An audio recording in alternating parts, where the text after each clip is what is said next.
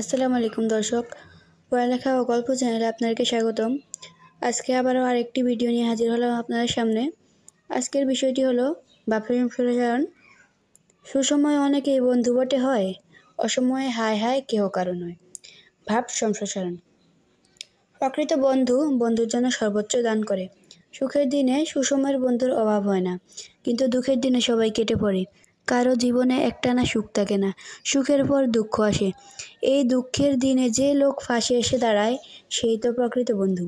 কিন্তু পৃথিবী এক ভয়ঙ্কর স্থান, এখানে প্রকৃত বন্ধু পাওয়া অত্যন্ত কঠিন।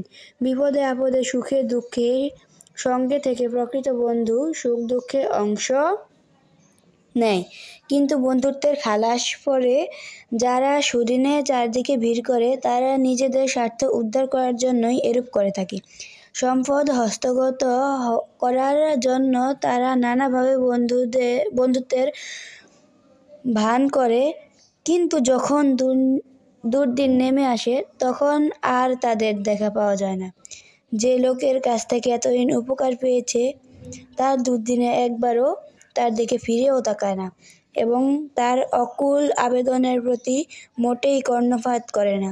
হয়তো তার জন্য এবং তার মিথ্যা বন্ধুদের জন্য অপরিমিত ব্যয় করেই সে দুর্দিনে পড়েছে, একথা একবার ভেবেও দেখে না।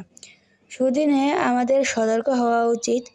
যারা নিঃস্বার্থ উদ্ধারে ছুটে আসে, তাদেরকে বন্ধু বলে গ্রহণ করা উচিত নয়। আজকের ভিডিওটা এ পর্যন্তই। পরবর্তীতে আরেকটি ভিডিও নিয়ে হাজির হব। আসসালামু আলাইকুম।